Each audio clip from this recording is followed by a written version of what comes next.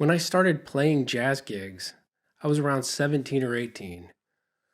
Most of the people I played with were in their 40s.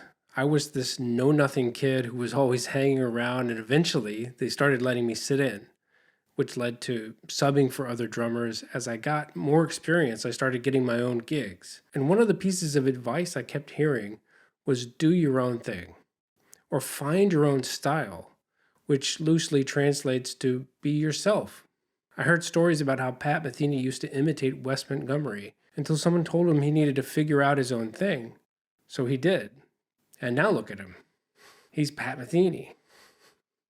That was at the forefront of my mind when I was practicing and when I was performing.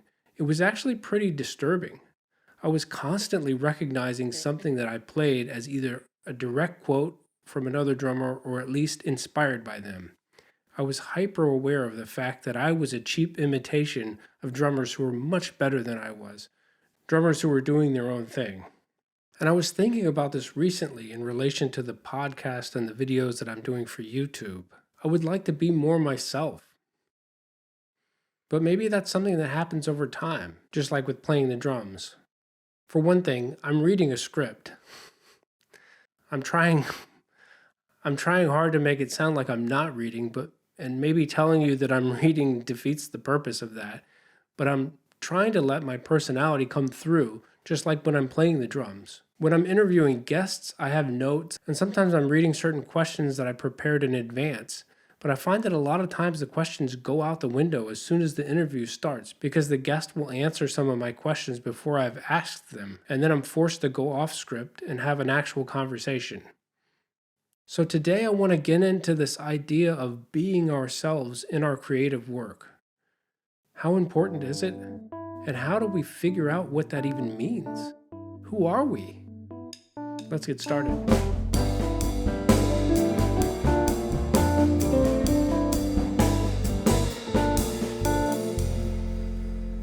If you're new here, welcome to Keep the Flow. I'm Scott McLemore, a drummer and composer living way up north in Iceland.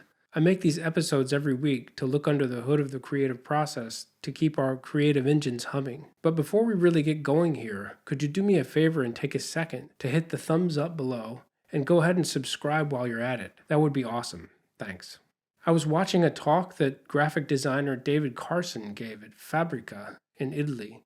I mean, I wasn't in Italy.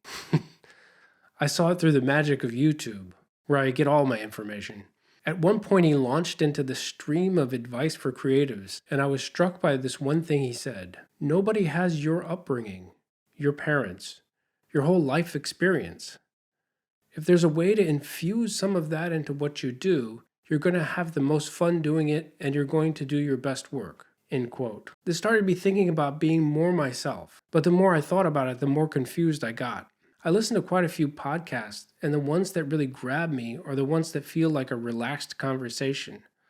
One of my favorites is Smartless with Sean Hayes, Jason Bateman, and Will Arnett. These guys are hilarious, and are actually best friends in real life, and it really comes through on the show. They can tease each other relentlessly one moment, and be incredibly vulnerable and caring the next. But my own personality maybe is not as entertaining to people. I'm fine with that. I've never thought of myself as an entertainer. But at the same time, I know that if these episodes aren't at least somewhat entertaining, it's hard to find an audience for it. So my goal with these episodes is to make something useful for creative people in a way that entertains, enriches, and maybe even inspires. And I'd like to be authentic while doing it. I don't mind making people cringe as long as they can also get something out of the content. And as long as that cringe factor is true to who I am. And so I'm feeling like I need to explore this topic a little more. Who am I actually? My earliest creative urge was writing.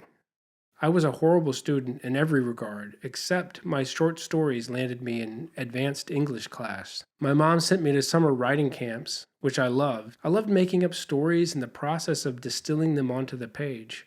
One of these writing camps was in Charlottesville at the University of Virginia, where I met the trumpet player John Dirth and his wife, the late great Dawn Thompson. I was already playing music by that point, but this encounter really steered me towards getting serious about it.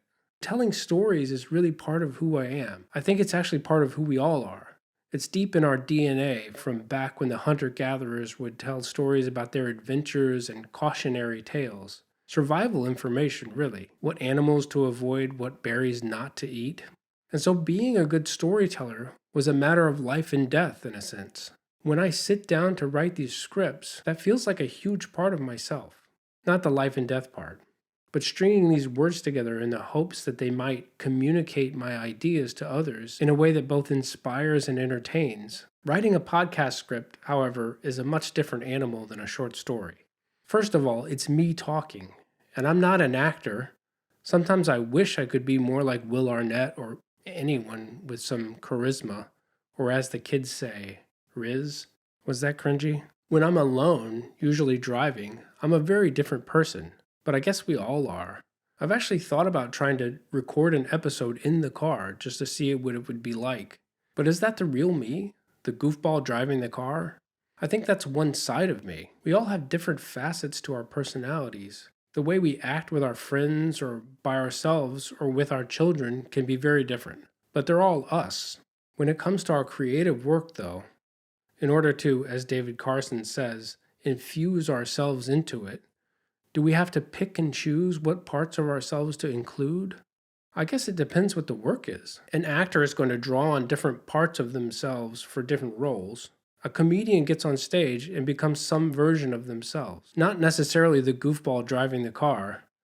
A comedian like Stephen Wright, who tried not to smile most of the time, or Lewis Black, who seems like he's always upset. I think that's part of their personalities, but only a glimpse at who they really are. I think it's more of an organic process than just picking and choosing the parts of ourselves to infuse. If we have an open mindset, we will naturally filter through different aspects of our personalities, our backgrounds, our life experience. I think if we allow ourselves to create from a position of sharing, of connecting, if we're honest and open about ourselves, who we are will naturally come through in the work. I'm thinking about myself as a young drummer, playing a gig with more experienced musicians, trying desperately to figure this thing out. How do I do my own thing? What does that even mean?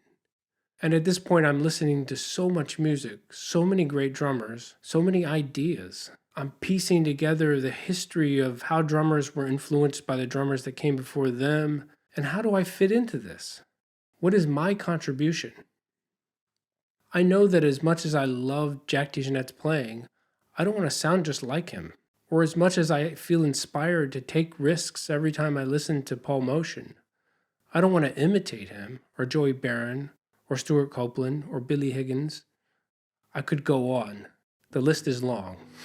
At some point I figured out that no one is completely original. Everything is either a different version of something that's already been done, or a combination of two or more pre-existing ideas. So when we think about doing our own thing, or having our own style, isn't it really just a unique combination of things that have come before us? I still hear a hefty dose of Wes Montgomery and Pat Metheny's sound, but there are also folk influences, Brazilian and free jazz influences that come together in a way that only one particular guy could have arrived at. When we come back, I'll look at the ways we can find our own thing and how sometimes the opposite works. That sounds like it doesn't make any sense, but it will.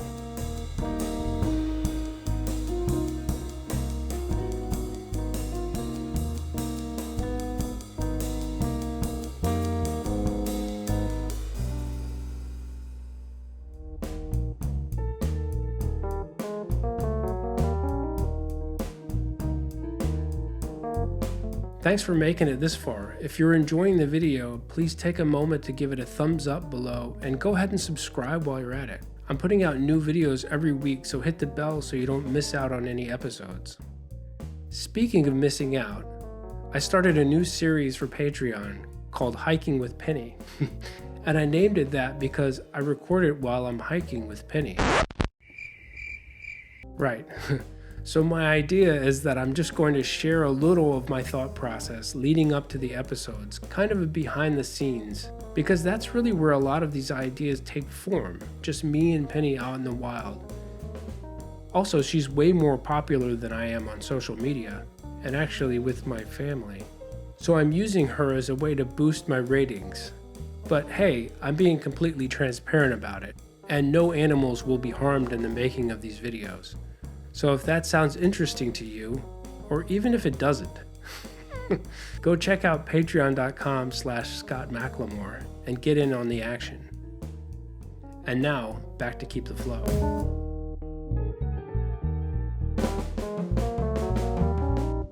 Alright, we're talking about finding our own thing, and I realized that I didn't exactly answer the question of, is it even important? Yes, I think it's crucial, but I also think it's a more fuzzy, non-specific thing than either your groundbreaking, mind-blowingly original, or your heard-it-all-before cliché copycat. So I think it's a hard thing to define, but I'll try. First of all, the more influences we draw from, the more we are ourselves, which sounds a little counterintuitive, but all the stuff we like is part of who we are.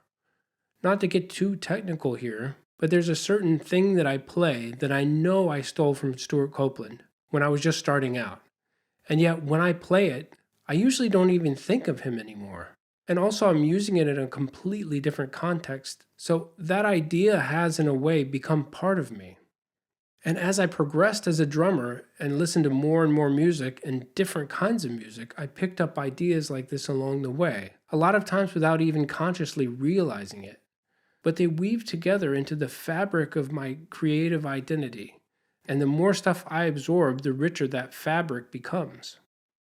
And so yes, we all imitate artists in a way, but it's a combination of a wide range of ideas that make up our own original voice. Then there are the things that go beyond our chosen field or instrument, our environment, our relationships. My experience with my grandfather trying to teach me how to use an inkwell pen, that changed me. I don't even know right now if it was a negative or positive, but I became acutely aware of my left-handedness that day. These are the kind of experiences that play a part in determining our creative identity. But we need to look at the whole picture of who we are, not just the parts we think are presentable, also the stuff that we're scared people might think is weird. Lean into the weird. That's the stuff that's going to make us stand out. Our life experiences partially make us who we are, so it makes sense to draw on that for inspiration.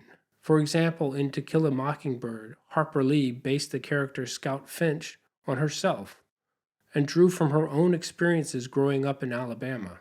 Using our own experiences in our work can be cathartic, unpleasant, or even terrifying, but it brings real authenticity to whatever we do. Ideally, all of this stuff will fade into the background of our consciousness so that when we're creating, we're not thinking about our influences, we're focused on the material. Whether that's the movie we're directing, the song we're composing, or the story we're writing, or whatever. Often artists won't even realize what was influencing them until after they're done. Certainly there are times when certain influences will bubble up to the surface and become more dominant, and that's okay. We just need to be careful that when we reference other artists' work, we do it creatively. I remember seeing something about the ridiculous number of references that Quentin Tarantino put into Kill Bill. I'm not a huge fan of his, honestly, but his creativity is undeniable. He came to directing from being a film buff, and he seems to have an encyclopedic knowledge of film from all sorts of genres. So for him, that's part of who he is. It makes complete sense that these influences would show up in his own work. But it's not just one thing.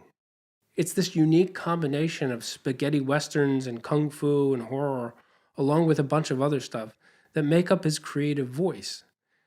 And since it's opposite day, it's not actually opposite day.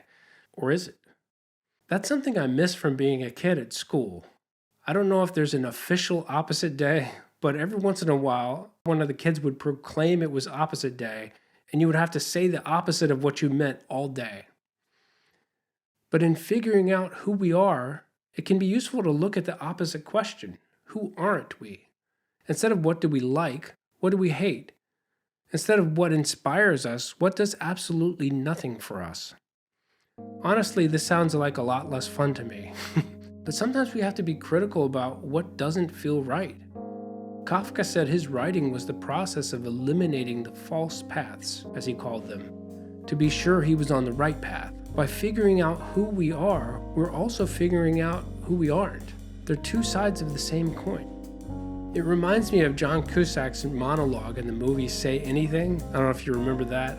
He sits down to the dinner table with this girl's family, this girl he's infatuated with, and the father asks him, what are his plans for the future? Asking, what's he going to do for a living? And so he says, I don't want to sell anything, buy anything, or process anything as a career. I don't want to sell anything bought or processed, or buy anything sold or processed, or process anything sold, bought, or processed, or repair anything sold, bought, or processed. You know, as a career, I don't want to do that. Sometimes the quickest path to figuring out what we want, what we like, and who we are is by eliminating the things that we aren't, don't like, and don't want.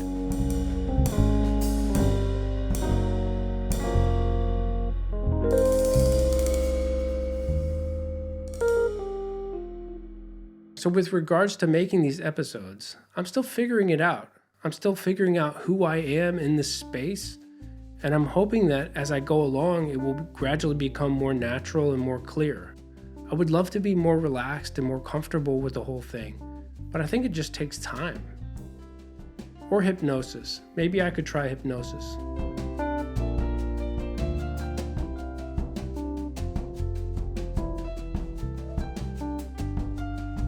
That's all I've got today. I hope these episodes are helpful. They're definitely helpful for me. It feels a little like being in therapy with myself. As I mentioned last week, I'll be on tour with Sune Gunlug's trio in Europe next week, or later this week, May 8th through the 13th. So check her website, sunegunlugs.com, for details. Hit the like button if you haven't already, and go ahead and subscribe and hit the bell while you're at it, so you don't miss out on any so you don't miss out on any videos. I'll catch you in the next episode. Until then, keep the flow.